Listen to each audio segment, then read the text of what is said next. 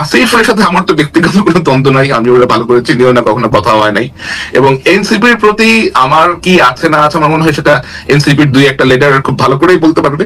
তারা ভালো করেই জানে যে তাদের কোন জিনিস আমার সামনে আসার পরেও আমি তাদেরকে একটা দ্বিতীয় সুযোগ দিয়েছি, এটা তারা জানে। আপনি একজন পেশাদার সাংবাদিক, আপনার অনুসন্ধানের মাধ্যমে সোর্সের মাধ্যমে রাষ্ট্রের দুর্নীতি অসঙ্গতির অনেক ডকুমেন্টস আপনার হাতে আসে, সেগুলি কিছু আপনি নিজের সোশ্যাল মিডিয়াতেও তুলে ধরেন।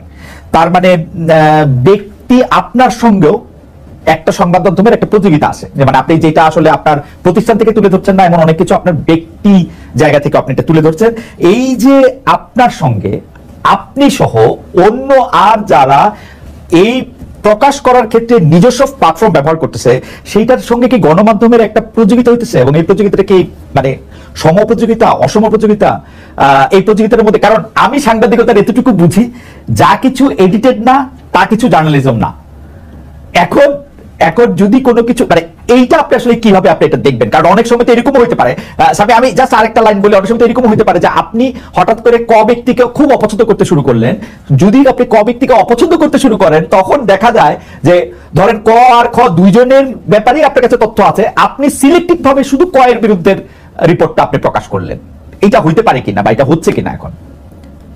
থ্যাংক ইউ খালিদ ভাই। আমার মনে হয় এটা একটা খুবই গুরুত্বপূর্ণ প্রশ্ন আপনি আমাকে করেছেন, এবং এটা উত্তর দেওয়ার জন্য আপনার মাধ্যমে আপনার থেকে আরো ভালো কোনো মাধ্যম হয়তো আসবে আমার সামনে, অথবা তো আমার যে অর্গানাইজেশন আমি কাজ করি, আল জাজিরা মিডিয়া নেটওয়ার্ক, এখান থেকে আমি আমার যে ডেস্ক, আমি যে বিষয়ে কাজ করি তা হচ্ছে দক্ষিণ এশিয়া, বাংলাদেশ, মায়ানমার, ভারত, অনেক সময় আরো অন্যান্য প্রজেক্টে আমাকে কাজে লাগানো হয়। যেহেতু আমি বাংলাদেশ থেকে আসছি এবং বাংলাদেশের বিষয়ক সাংবাদিকতা করেই আমার এই পথে যাত্রা শুরু, তো অবশ্যই ন্যাচারালি বাংলাদেশের বিভিন্ন নিউজের প্রতি আমার আগ্রহ অনেক বেশি থাকে। আর লোকজন যেহেতু আমাকে চেনে, অনেকেই আমাকে চেনে, বিভিন্ন সেক্টর অনেকে আমাকে চেনে, অনেকে আমার কাছে বিভিন্ন রকমের তথ্য প্রমাণ সহ পাঠিয়ে থাকে। এখন ন্যাচারালি আমার আল জাজিরাতে কোনো বাংলা ডিভিশন নাই, এবং এখানে আপনার বিভিন্ন রকম নিউজের আমাদের কাছে আসতে থাকে প্রতিনিয়ত, এবং বাংলাদেশ কেন্দ্রিক নিউজই সবসময় করা সম্ভব না। এটা এটা এটা এটা বেশ অসম্ভব একটা বিষয় আর কি। আর ডকুমেন্টারি করতে অথবা একটা নিউজ স্টোরি করতে আমাদের সময় লাগে, অনেক অনেক বেটিং লাগে।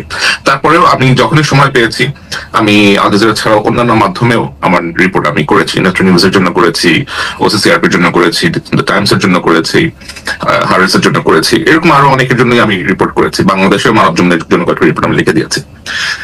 বাট যেটা হয় সেটা হচ্ছে যে আমার কাছে যা আসে, আমার পক্ষে এগুলা যেহেতু বাংলাদেশের কোনো পত্রিকা গ্রহণ করতে রাজি হয় না। এখন কেন তারা রাজি হয় না সেটা একটা বেশ বড় প্রশ্ন। কারণ আমি অনেক সময় জিজ্ঞেস করেছি, অনেক এডিটরদের সাথে আমার কথা হয়েছে, তারা বলেছে যে মালিক ঝামেলা করতে পারে, মালিক পছন্দ করবে না, অথবা সরকার আমাদেরকে চাপ দিতে পারে, চাপ দিয়ে নিউজ তুলে নেবে, অনেক প্রবলেম করতে পারে, আমাদের হয়তো ওয়েবসাইট ডাউন করে দিবে, আমাদের জার্নালিস্টকে ভয় দেখাবে।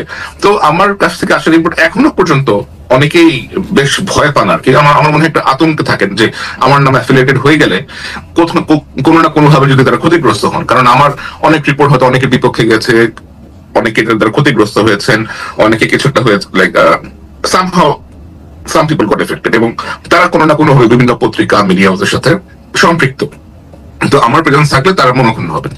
তো আমি যেটা করি, যেগুলো বেশি গুরুত্বপূর্ণ, একেবারেই যেগুলো বেশি গুরুত্বপূর্ণ, যেগুলো যাওয়া উচিত মানুষের কাছে, আমি নিজেই একটু সময় বের করে ওই সেই রিপোর্ট গুলা অথবা সেই ডকুমেন্ট যা কিছু আসে একটু যাচাই বাছাই করি। আর আমার তো অবশ্যই বাংলাদেশে একটা নিজস্ব কিছু লোকজন আছে যারা আমার জন্য এই ফ্যাক্ট চেক গুলা করেন অথবা খোঁজ নেন, বিভিন্ন দপ্তরে গিয়ে আপনার সত্যতা ভেরিফিকেশন করে আসেন। তো সেই মেকানিজমটা আমার আছে, বাট আমি ওটা সামনে আনতে চাই না। আপনি অবশ্যই সামনে আনবেন না, আপনি তাকে প্রোটেক্ট করতেই হবে। আমার মানে সেগুলো আমি এডিট করেই নরমালি প্রকাশ করে থাকি। আর আমার মনে হয় যে আমি ফেসবুকে যেটা করি এটা আসলে সাংবাদিকতা না, আমি তো ফেসবুক সাংবাদিকতা করতে আসি নাই।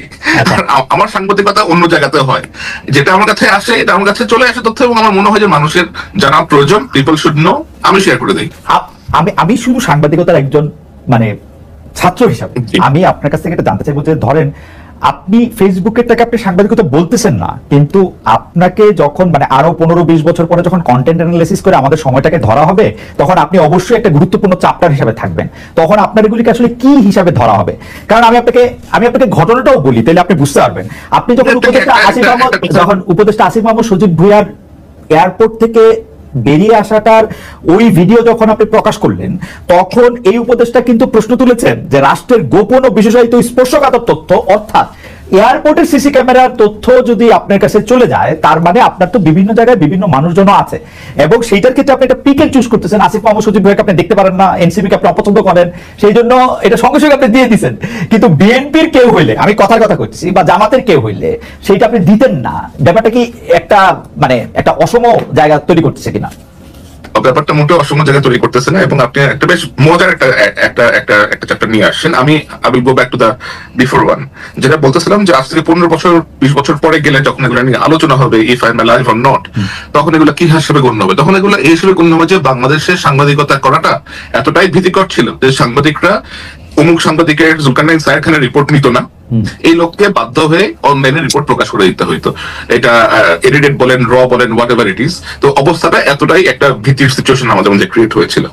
আর আমি তো এর আগেও জন্য আজিজের যে এয়ারলাইনের ভিতরে থাকা ফুটেজ ক্যাপচার করে নিয়ে আসছিলাম।